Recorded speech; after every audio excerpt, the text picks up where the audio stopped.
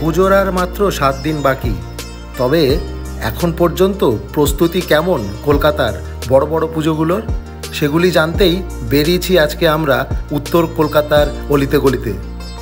থিমটাকে তুলেছেন যাত্রাকে কেন্দ্র করে যাদের জীবনযাপন, সেটা নিয়ে আমাদের যাত্রা যাপন আছে। শহর জুড়ে আন্দোলনের আবহাওয়ায় কতটা সাড়া ফেলতে পারছে এবারকার দুর্গাপুজো, সেটা দেখবো আমরা ঘুরে। কুমারটুলির অলিতে গলিতে কাটাবো বেশ কিছুটা সময়। চলুন দেখে আসি আন্ডার ওয়াটার মেট্রোর প্রস্তুতি কেমন। তার সাথে আহিরিটোলা বেনিয়াটোলা তো থাকবেই, এমনকি মোহাম্মদ আলী পার্ক এবং কলেজ স্কোয়ারেও যাব আমরা। দেখব কেমন আপডেট সেখানকার। আর আমার সঙ্গে যদি একজন লোকাল গাইড থাকে তাহলে তো কথাই নেই। তাহলে চলুন শুরু করা যাক ভিডিওটা। নমস্কার, আমি মনোজিৎ, আর আপনারা দেখছেন বেঙ্গল ডায়েরিজ উইথ মনোজিৎ।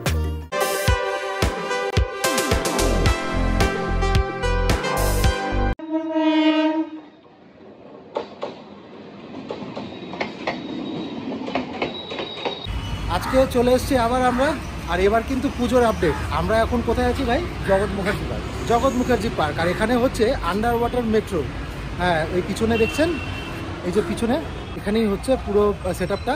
কাজ চলছে পুরো দমে, আর জায়গাটা হতে চলেছে সেন্ট্রালাইজড এসি। দেখলাম এসি টিসি রাখা রয়েছে, জোর কদমে কাজ চলছে ভিতরে। উত্তর কলকাতার বড় বড় পুজোগুলোর মধ্যে এবারকার এই আন্ডার ওয়াটার মেট্রো কিন্তু বিশেষভাবে সাড়া ফেলেছে জনগণের মধ্যে। উৎসাহী জনতার ভিড় কদিন পরে উপচে পড়বে এখানে। আর এখন এখানে মিলিটারি তৎপরতায় চলছে প্রস্তুতি। কাজ অনেকটাই হয়ে এসছে, তবে এখনও অনেকটাই বাকি। এখানে আসলে এখানকার এই পাবলিক লাইব্রেরিটিও দেখতে ভুলবেন না। কলকাতা পৌরসভার আন্ডারে এই লাইব্রেরিটি কিন্তু একটি পাবলিক লাইব্রেরি।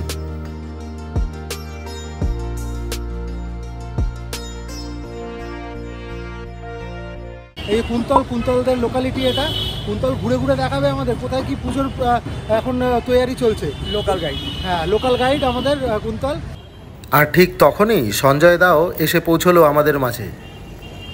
চলে এসছে ব্যাগ প্যাক নিয়ে। একদম দেখতে পাচ্ছ না, আমরা উল্টো দিক দিয়ে ইয়ে করছি। আমি সিঁড়িটা দেখছিলাম এই দিকটা। ও আচ্ছা। তারপর তিনজন মিলে ঢুকে পড়লাম কুমারটুলিতে। হ্যাঁ, এখানে মূর্তি তৈরির প্রস্তুতি কিরকম সেটাও তো দেখতে হবে। আর ঢোকা মাত্রই টের পেলাম সোশ্যাল মিডিয়া ইনফ্লুয়েন্সারদের ভিড়। সবাই এখানে একটি পারফেক্ট পোজের জন্য তৈরি হচ্ছে। তবে কুমারটুলির কর্মচারীরা সবাই নিজের নিজের কাজে মগ্ন।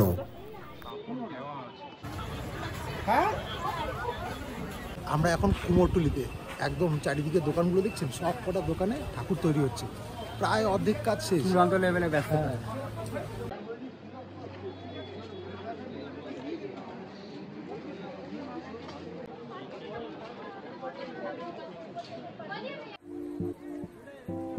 বাড়ির পুজো হোক বা বারোয়ারি পুজো, সব কিছুরই কেনাকাটি করতে লোকজন এসেছেন। মহালয়ার দিন চক্ষুদানটা হয়। আগে টিকিট দিয়ে ছবি তোলার ব্যাপার ছিল, এখন আচ্ছা, মানে কি পয়সা, মানে পয়সা দিতে হতো? আগে এখানে একটা সমিতি ছিল, মানে ওই চোখের যে চোখটা যখন আঁকা হবে সেই সময়টা ইয়ে করবে। আচ্ছা, পয়সা, আচ্ছা, ওই জন্য পয়সা আগে একটা টিকিটের ইয়ে ছিল, টিকিট কেটে এসে এখানে ছবি তোলা হতো। কিন্তু এখন বহু বছর তো আমি আসিনি, ঠিক বলতে পারবো না নিয়মকানুন কি পাল্টে। আশেপাশে সব দোকানে কিন্তু ঠাকুর তৈরি হচ্ছে, বেশিরভাগ জায়গায় তৈরি হয়ে গেছে দেখছি। আর বাকি সব প্যাকেট দিয়ে ঢাকা। হ্যাঁ, আরো বেশি দেখা যায়। কুমারটুলির এখানে 4-5খানা এরকম গলি রয়েছে, আর প্রত্যেক কটিতেই এরকম দোকানে ঠাসা। আর সব দোকানে রয়েছে প্রচুর দুর্গা প্রতিমা, কারণ এগুলি সব কটারই বায়না ইতিমধ্যে হয়ে গিয়েছে। আর চলছে এখন একদম ফাইনাল ফিনিশ, ফাইনাল টাচের কাজ। এখানকার কর্মচারীদের ব্যস্ততার মাঝখানে আমাদের মতন সোশ্যাল মিডিয়া ইনফ্লুয়েন্সাররা এসে এখানে ফটো সেশন, ভিডিও সেশন করছেন। তবে তাদের দেখলাম কোনো রকমভাবেই বিচলিত না হয়ে নিজের মতন নিজের কাজ করে যাচ্ছেন, যাতে সময় মতন তাদের প্রতিমাগুলি তারা ডেলিভার করতে পারেন। ভাবতে অবাক লাগছে যে বাঙালির সেরা উৎসব দুর্গাপুজো, এবং তাদের সবচেয়ে ভালো কারিগররা এখানেই আছেন। এখানে এরকম 3-4টে গলি আছে, আর গলিগুলো যথেষ্ট বড়, আর দুদিকে পুরো দোকানই দোকান। সবকটা দোকানে, এক একটা দোকানে কম করে 50টার উপরে ঠাকুর রয়েছে। নজরে পড়লো দুর্গা প্রতিমার মিনিয়েচারও। আর এই কুমোরটুলিতেই রয়েছে কুমোরটুলি সার্বজনীন। হ্যাঁ, সেটার প্যান্ডেলটার সামনে আছি আমরা, তবে জানি না কিন্তু কি থিম আছে, চলুন দেখার চেষ্টা করি। এবারকার এখানকার থিম বীরেন্দ্র কৃষ্ণ ভদ্র ও মহিষাসুর মর্দিনী। সেই সময় প্রথমবারের মতন মহালয়াকে ডিপিক্ট করা হবে এখানে, তবে কাজ অনেকটাই বাকি, এমনকি ঢুকতেও দেওয়া হলো না ভিতরে, তাই ভিতরটা দেখাতে পারলাম না। অগত্যা গঙ্গার পাড়ে 2 মিনিট দাঁড়িয়ে এগিয়ে চললাম পরবর্তী গন্তব্যের দিকে। আর যাওয়ার পথেই পড়ল রাধা মদন মোহনের মন্দির। হ্যাঁ, অনেক পুরনো এই বাড়িটিতেই রয়েছে মন্দিরটি। ভাবলাম এখানেও একটু ঘুরে যাই। সাথে একজন লোকাল গাইড থাকলে এ ধরনের জায়গাগুলি খুঁজে পেতেও সমস্যা হয় না, আর এ সুযোগ হারাতে চাইলাম না। পলাশির যুদ্ধের পরে পরেই তৈরি এই জমিদার বাড়িতে তখন নাকি জমিয়ে বসত যাত্রার আসর।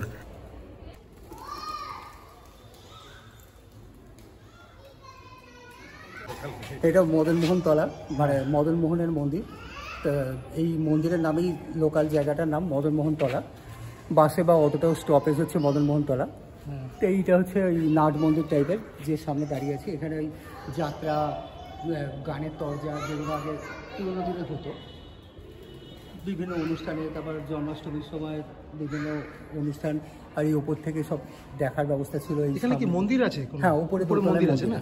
চলো তাহলে দেখা যায়। চলো দেখা যায়। উত্তর কলকাতার প্রবল যানজটের মাঝখানে এই বাড়িটির দোতলায় কিন্তু যথেষ্ট শান্তি বিরাজ করছে, আর তার সাথে বিরাজ করছেন রাধা কৃষ্ণ। এখানেও হবে দুর্গাপুজো এবং তার প্রতিমাটি তৈরি হয়ে গিয়েছে দেখলাম। এগিয়ে চললাম পরবর্তী গন্তব্যের দিকে, আর রাস্তায় যেতে যেতে পড়বে বেনিয়াটোলা সার্বজনীন। আর এবারকার থিম যাত্রা যাপন।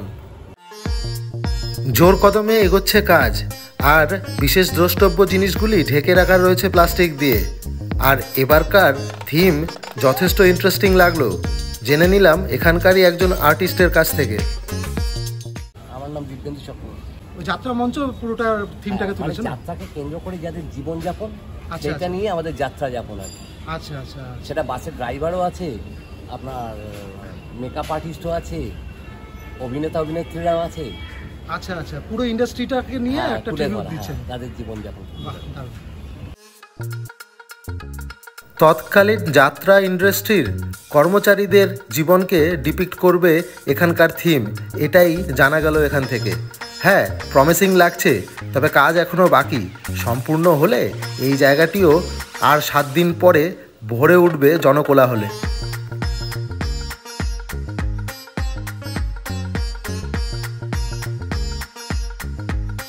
এর পরের গন্তব্য আহেরিটোলা।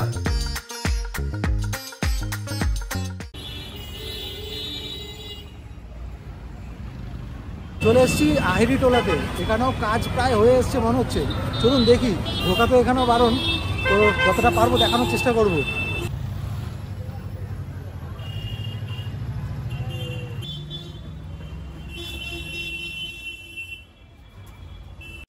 বাইরে থেকে অতটা বোঝা না গেলেও একটু ভিতরে যাওয়া মাত্রই অবাক হয়ে গেলাম। আর কদিন পরেই যখন আপনি এখানে আসবেন, আপনার মনে হবে যে আপনি সময়ের নদীতে ভেসে গিয়েছেন অনেক পুরনো দিনে। হ্যাঁ, সময়কে পিছনের দিকে নিয়ে যাবে এখানকার থিম খেয়াল সেতুর বৈতরণী। আন্দোলনের প্রভাব কিনা জানি না, তবে এবার কিন্তু কলকাতার পুজোগুলোর বেশিরভাগই দেখলাম একটু পিছিয়ে রয়েছে। সময়ের সঙ্গে লড়াই করতে হবে এগুলিকে সময় মতন জনগণের সামনে তুলে ধরার জন্য। এগিয়ে চললাম পাঁচের পল্লীর দিকে।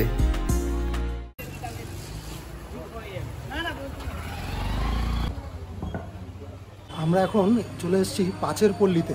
পাথুরিয়াঘাটা পাঁচের পল্লী। চলুন দেখি কি হচ্ছে। পাঁচের পল্লীতে এবার থিম হলো ব্রত পার্বণ। বাংলার বনেদি বাড়িগুলিতে 12 মাসে 13 পার্বণ উদযাপনের সময়কার একটি মুহূর্ত এখানে ডিপিক্ট করা হবে, অর্থাৎ একটি বনেদি বাড়ি তৈরির কাজ চলছে এখানে। প্রচণ্ড বৃষ্টির প্রভাব এখানেও দেখলাম, তবে কাজ এগোচ্ছে জোর কদমেই। এখানে পাঁচের পল্লী ঠিক পাশেই ক্ষীরপট্টিতে ঢুকেছি আমরা। এখান থেকে নাকি সারা কলকাতায় ক্ষীর যায়। সম্পূর্ণ গলিটির দুধারে রয়েছে ক্ষীর ও পনিরের দোকান, আর এই দোকানগুলির বেশিরভাগই 100 বছরেরও বেশি পুরনো। এখন বেলা গড়িয়েছে, তাই লোকজন একটু কম।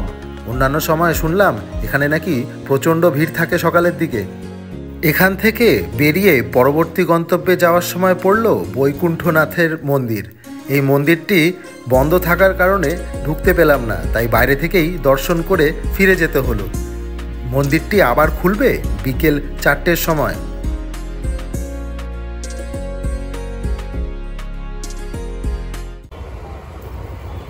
এখন আমরা এগিয়ে চলেছি মোহাম্মদ আলী পার্কের উদ্দেশ্যে। মোহাম্মদ আলী পার্কের এবারকার আকর্ষণ কিন্তু হোয়াইট হাউস। হ্যাঁ, বিখ্যাত সেই আমেরিকার হোয়াইট হাউসকে এখানে বানানো হচ্ছে। এখানে কাজ কিন্তু অনেকটাই পিছিয়ে, জানি না কত তাড়াতাড়ি এরা এটা করে উঠতে পারবে। মোহাম্মদ আলী পার্কে এবার হোয়াইট হাউস হচ্ছে, আমেরিকার হোয়াইট হাউস বানানো হচ্ছে লোকাল মতামত অনুযায়ী। হ্যাঁ, লোকাল মতামত অনুযায়ী হোয়াইট হাউস হচ্ছে। আর বাইরে হবে পুজোটা, অর্থাৎ ভিতরটায় পুজোটা হচ্ছে না, প্যান্ডেলটা বাইরের দিকেই করা হয়েছে। আর শুনছি এবার মেলাটাও মনে হচ্ছে হবে না, তবে কাজ এখন অনেকটা বাকি। এখানে দেখছেন যে কারিগরদের জায়গা রয়েছে, এখানে কারিগররা সব থেকে কাজ করছে। পুজো মণ্ডপের সাথে সাথে এখানকার পার্কের দেয়াল এবং গ্রিলগুলিকেও রং করার কাজ চলছে দেখলাম। আপাত অবস্থায় এই স্ট্রাকচারটি কিন্তু হোয়াইট হাউসের রূপ এখনও পায়নি বন্ধুরা। ক্যালকাটা ইউনিভার্সিটি এবং বইয়ের দোকানগুলির মাঝখান থেকে এগিয়ে চললাম কলেজ স্কোয়ারের দিকে।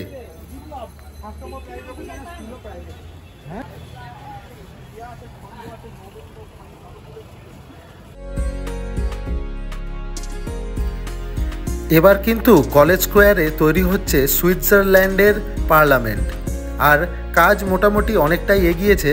তবে কলেজ স্কোয়ারে প্রতিবার কিন্তু লাইটিং অর্থাৎ আলোকসজ্জাটাই প্রধান আকর্ষণ হয়ে দাঁড়ায়। জানি না এবার কতটা কি হবে, তবে কাজ মোটামুটি এগিয়েছে। রাস্তায় প্রচণ্ড পুলিশি পাহারা দেখলাম, আর নজরে পড়ল সদ্য বিতর্কের মধ্যে দিয়ে বেরিয়ে আসা ট্রামও। হ্যাঁ, এই ট্রাম পুনর্জীবন ফিরে পেল। এগিয়ে চললাম বাড়ির পথে, আর যাওয়ার সময় আমরা পৌঁছে গেলাম নেতাজির প্রিয় পেঁয়াজির দোকানে। হ্যাঁ, ঠিকই শুনেছেন, নেতাজি নাকি এই দোকানের পেঁয়াজি খেতে খুব ভালোবাসতেন। 23শে জানুয়ারিতে এখনও এখানে ফ্রিতে পেঁয়াজি দেওয়া হয়, তাই প্রচুর লাইন পড়ে এখানে। তাই ভাবলাম একবার এখানে ট্রাইও করা যাক। 3 জনে স্টপ নিলাম এখান থেকে ফিরে যাব বাড়ি। তবে আপনারা বলবেন কেমন লাগলো এই ভিডিওটা। যদি ভালো লেগে থাকে অবশ্যই লাইক, শেয়ার, সাবস্ক্রাইব করবেন। আর হ্যাঁ, কমেন্টে জানাবেন আর কোথাকার পুজোর আপডেট চান। চেষ্টা করব পুজোর আগেই সেই ভিডিও বানিয়ে দেওয়ার। আজ চলি।